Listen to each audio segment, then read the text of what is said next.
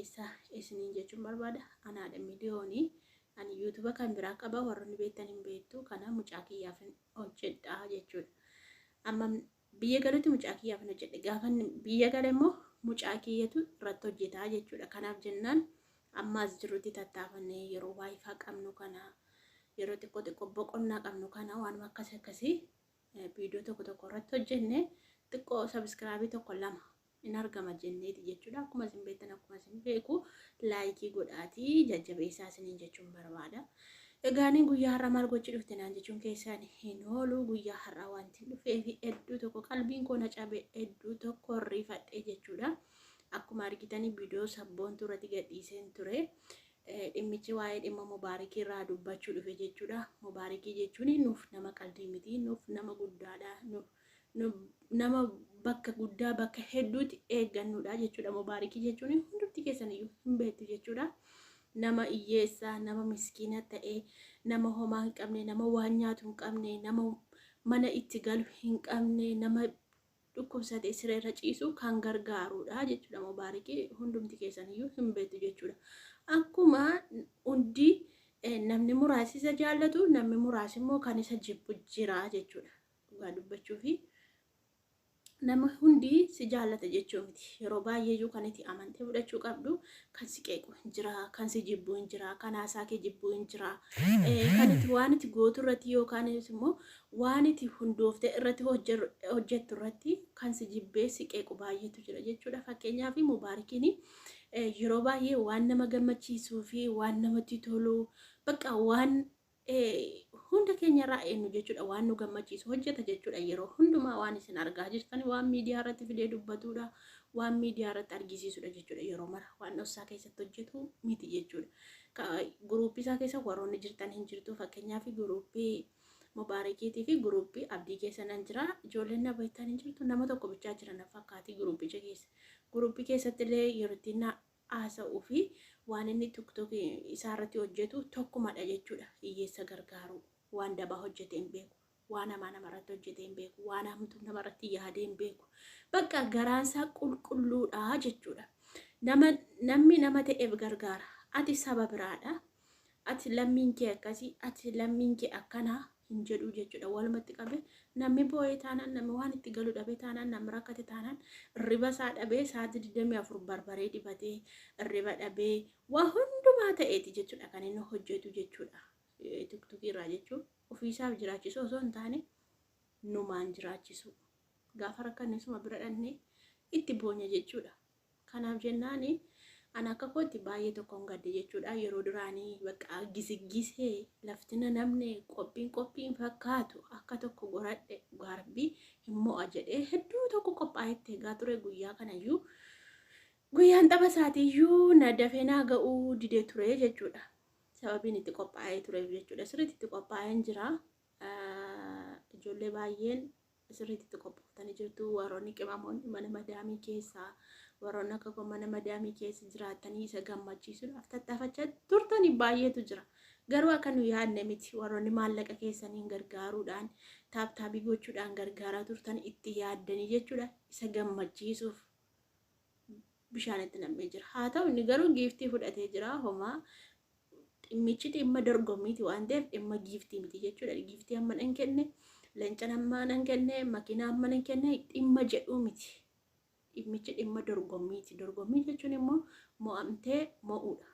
Kanarrattitu adda ta'e malee giiftii haga nama tokko fudhatee jira. Kan inni ittiin mo'ames leenca 3 qofaadha jechuudha. Akkuma beektanii leenca 3 mo'ame malee sanuyyuu immoo hin mo'amu ture. Akkuma argitan kan asiliidhaa jalaa gubatee jira. Akkasumas kan saayiba isaatiin leenca 6 kan qopheesseef jalaa gubatee jira. Bishaanitti jalaa namni jechuudha. Ani mataan koo gaafan giiftii kennuufi silkii isa tokkorraa hinumaa na didee ijoolleen beektan hin jirtu miti amman haganan kenneefi waan akkasiin kenneefi jedhee of immoo hin barbaadu. YouTube tiktookii koo sana nama 2 qofa jira. Inni tokko silumayyuu hinumaa na didee jechuudha.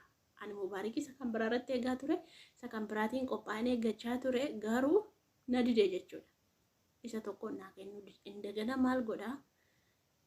Imeeliitti qayyareetanii indagana ittiin kenneefi jechuudha. Siimii keessa waan jiruuf siimii indagana babbaasee ittiin kenneefin jira jechuudha. Warroonni an kenneefi na argitanii jirtu nama lama qofa na argee jechuudha. Namni na beeku nama lama qofadha jechuudha. Yeroon kenneef jechuudha. Kana sanan kenneefi jedhee immoo ani dubbachuu hin barbaanneefi na beektu isinan beeka jechuudha.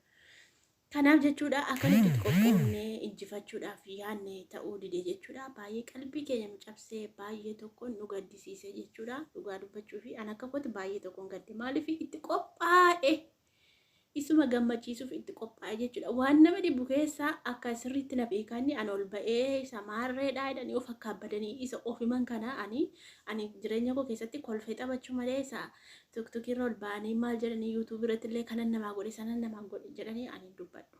Keessaan namaaf godha malee ol ba'anii isa lafan lafan hin danda'u jechuudha. Amala akkasiin qabu. Amala ofimaan qaban akkuma na argitan zimbilooman jiraadha jechuudha. Kanaaf jennaani akka naqeen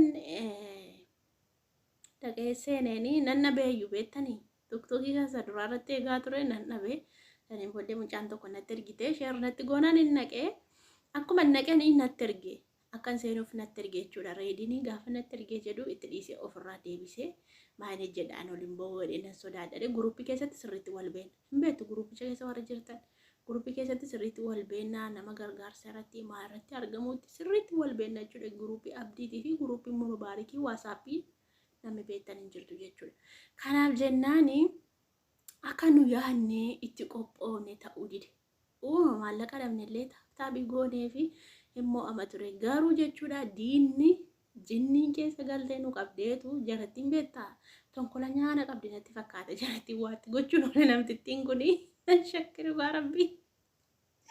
Yaa rabbii godhaadhiis namatti murteessu nan shakke waan dhabdu na fakkaati namtitti buna ishee buufatte qiixuu wada waalee gabaadetti ana walitti walii isaatti beeka miti akkasittiin biyyee nyaachiftee jechuudha. Kanaaf jennaani hedduu tokko natti dhagahamee jira. Jedha kan ijoolleen baay'een kennanii kanas jalaa gubatee jira tokkoon isaa jalaa gubanii akkasumas kan leenca jaha kennuuf jalaa gubanii ammas kan mucaa tokko kennuuf iftee jalaa gubanii leenca lama qofa ol darbee na dide jedhee maraatee ergasii maraatee naddeemaa rakkate jedhee irratti gubate jechuudha. Maaliif warroota giiftoroota ciccimoo kana nagarree akka isaan kennaa jiran hin beeku mitire kanaa jedhanii gilbix irratti godhan kanaaf jedhaniitu akka inni irratti gubatu taasisanii jechuudha. Argitanii giiftoroota Oromoo yeroo isaanii dhaqanii kennaa argamiti kun nu balleessuu deemte yani isaan guruppii qabu bar nuti waliin galu malee isaan guruppii itti walii galan qabu. Amman keenya ammatu yeroo sana badii arganii amma guruppii nama 20 meeqa qabne nama meeqa qabna nuti nama meeqa qabna guruppii telegiraamii irraa qo'aman laala guruppii meeqa qabna ammatu yeroo sana isaan finne guruppii kana keessatti shergoone nama muraasa jechuudha kan gubu hundi kun hin gubu jechuudha. Guruppii Oromoo waan laala nama baay'ee nama 20 wayii keessa ture. Kanaaf jennaani nama 21,777 jira jechuudha guruppii kana keessa. Amma ta'e keessatti cillatti godhanii keessa buusanii haan goore isaan maada baay'aadu. Islaa gaarii namaaf yaadanii gaarii namni namaaf yaadu hin jiru. Otoo keessatti darbaniiru ta'e jara sana giiftoroota. Yeroo isaan hin galle nuuf hin galle otoo yeroo sana isaan amma beektanii warroota giiftoroota kana argataniitu achi keessatti culluq godhan. Nuti sotoo akka goone irra ta'e mo'annee jirra jechuudha. Kanaaf hedduu tokko nutti dhagahame hedduu tokko nu gaddisiise. Waan goonuu qabnu gaa carraadha. Carraadha waan goonuu qabnu waan dhaggeeffataniif guddaa tokko galatooma. Baay'ee.